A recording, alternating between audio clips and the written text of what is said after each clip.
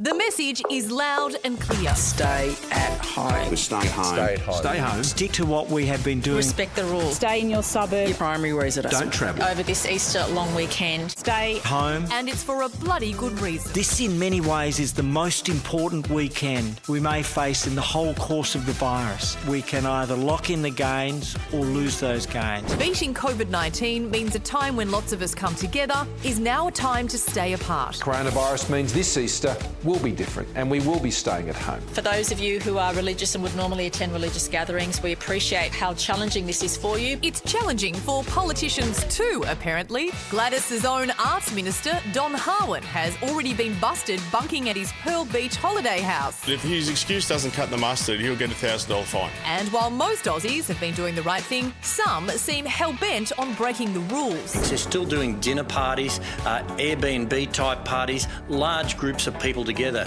We're having people drink in the streets, drink outside with a group of mates in parks and things like that.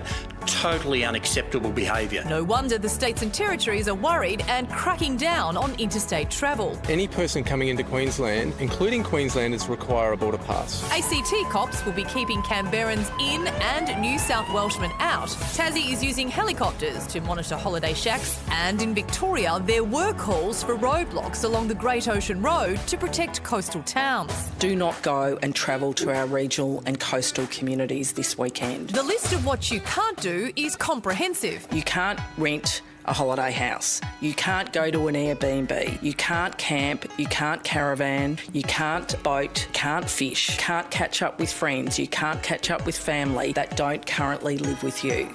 They're the can'ts. Yeah, OK, that's pretty tough. So here's a few things you can do this Easter. Live stream a Sunday service, organise a video chat to replace the family get-together, and instead of packing the car and heading down the coast, pitch a tent in the backyard. Or, hey, maybe in the living room. It's never been easier to save a life, so please just stay at home.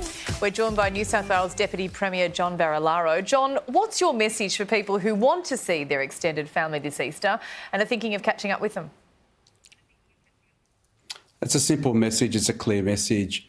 Stay home. It's not this weekend. It's not this Easter that you can do that. Unfortunately, you know, we have to deal with the COVID-19 crisis. We've done a good job in flattening the curve. We don't want to spoil it over one weekend. All those gains over weeks of tough decisions, most people doing the right things, it could all go to waste just over one weekend. It is tough, but it is what we need to do. You must stay in your permanent residency. You can't visit your coastal property, your home, an Airbnb or a hotel. This Easter, my words are simple. Reconnect with the family you've got at home and take some time out. Deputy Premier, I feel like amongst the community there's a desire for police to do whatever they need to do to stop people from going, breaking the rules. How active will police be this weekend? Yeah, look, I had a great conversation yesterday and this morning with Commissioner Fuller here in New South Wales. The police will be out in numbers, resources on those border areas like up on the Queensland border. You know, we fear that Byron Bay could become what was Bondi a few weekends ago. We're going to make sure the Tweed, the coastal areas up there, down south, again, police out in numbers. We're already seeing police pulling people over, Victorian number plates or Queensland number plates. If they think there's something odd, if you're towing a trailer, you'll be told to turn around. We'll be looking at caravan parks, camping sites. So it's going to be significant. It feels like an intrusion, but this is not a joke. It's not a game. It's a matter of life and death. And for the regions, this is not just the politicians urging people to stay in Sydney or stay at home. This is actually regional communities saying, hey, we've done it tough through the drought. We've done it tough through the fires. Our businesses are hurting. But this is actually not the weekend we want you. We want to make sure we protect our communities and our lives, and that's more important. John, look, a lot of people are worried. Can you clarify, will the Easter Bunny turn up this weekend or will it be restricted to its home? That's a good question.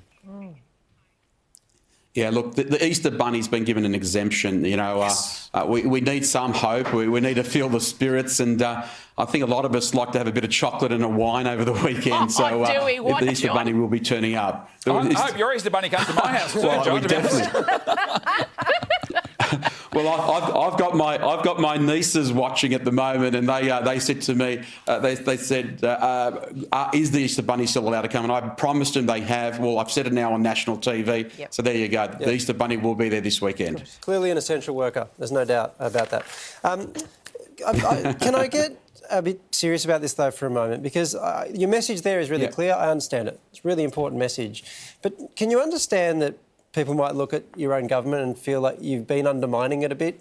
Your arts minister, for example, being down at the coast, getting close to flouting some lockout laws. I know police will look at that. But even just talk yesterday of the possibility of winding back measures in the near future, it all seems to be contrary to the message that you're now saying today, which is, sorry, the hammer's got to come down. Yeah, look, we've done all the heavy lifting. You know, the Australian public have adhered in most cases to the rules, and that's why we've been able to flatten the curve. We're seeing the infection rate lower than ever before, and our ICU units are almost empty, and we've got capacity in our health system. So there is an opportunity going forward that we need some level of infection in the community. That's a tough message to say because you need that herd immunity, that community immunity. But we have an opportunity to look at health risks versus economic uplift, or health risks versus even mental health issues, social issues. And that's what we are able to talk about, maybe and possibly. And the Premier made it clear that this is something we'll look at month on month. It's not going to be a Sunday night decision, a 24-hour notice. It'll be month on month. But, you know, today to read and yesterday what occurred with Minister Howe and one of my own colleagues is disappointing. And I'm angry, and I'd be the biggest hypocrite tonight to sit here and say that's acceptable. There is just no excuses. Okay. He knows the rules better than anybody else. Just one final thing then. What do you think of the idea that the NRL might be back in action relatively soon, like they're talking towards the end of May? It seems like a strange message to send to a community that you're trying to get to socially distance. Well, there's a couple of things. You know, the NRL has the opportunity to put forward protocols and the measures that protect, one, the players and the staff and the code, at the same time protecting community. And if you can do that, we're seeing racing continue across the country. We're seeing some other activities, construction, some other industries. So if the NRL have a plan to come back, I think it actually will build and build on the spirits of a lot of people who are stuck at home. Sport's part of the psyche of Australians. It could be the first step to the recovery in a gentle way. But again, everything needs to be measured. All those protocols need to be checked out, and then we'll make those decisions. But we're not taking them lightly. Well, enjoy your Easter. Thanks so much for joining us tonight, John. Thank you very much. Stay safe.